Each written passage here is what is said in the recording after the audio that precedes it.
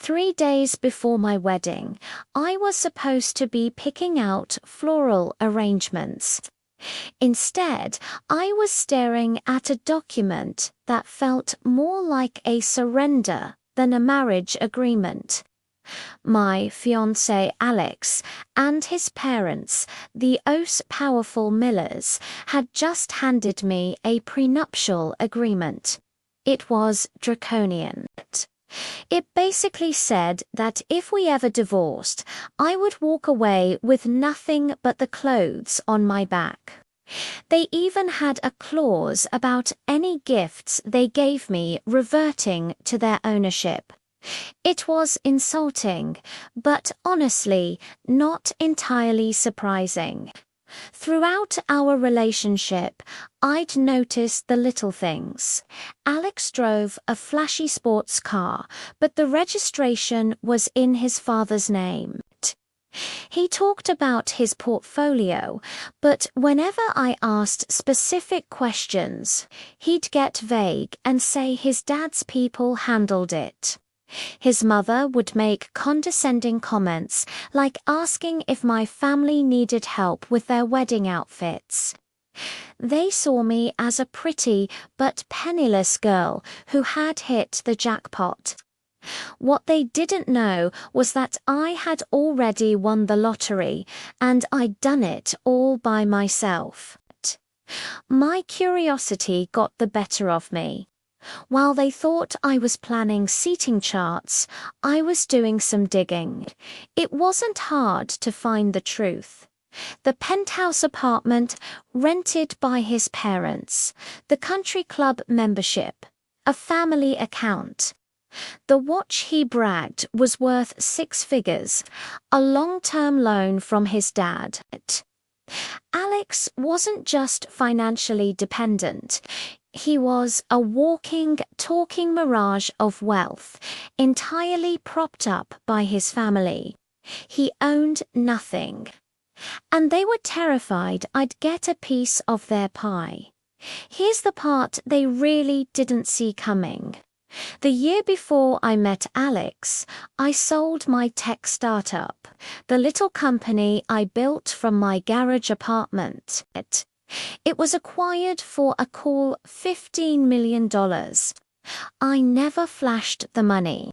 I drove the same car, lived in a modest but comfortable home, and preferred cozy nights in 2 extravagant parties.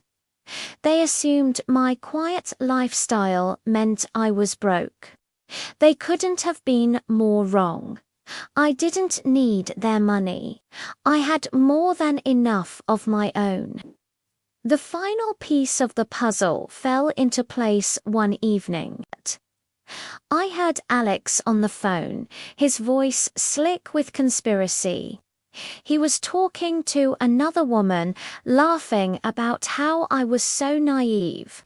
He said once I signed the prenup, they'd have a couple of years of fun, and then he could easily get rid of the charity case without losing a dime. I felt my blood run cold, but then a calm resolve washed over me. He wasn't just a puppet. He was a willing participant in his family's cruel game, so I pressed record. With that recording in my pocket, I called my legal team. They were the best money could buy, and when they saw the Millers' prenup, they actually laughed. We spent the next 24 hours drafting a proposal. My version was simple. I keep what's mine, you keep what's yours. And since I had paid for our house, the one he was so proud to show off, and fronted every single vendor deposit for the wedding, my version meant he was the one who would walk away with nothing. The day before the wedding, we all met. The Millers, Alex, and their smug lawyer sat on one side of a massive boardroom table. I walked in with my 2 lawyers.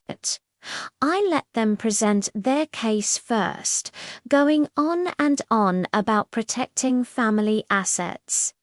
Then, it was my turn. I didn't say a word. I simply played the recording. The color drained from Alex's face. His parents stared in horror. Their lawyer's jaw was on the floor.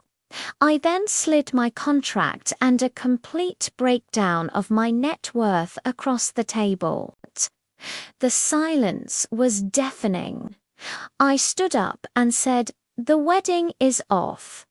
I informed them that since I had paid for everything, I would be keeping the house and seeking reimbursement for every cent spent on the cancelled wedding.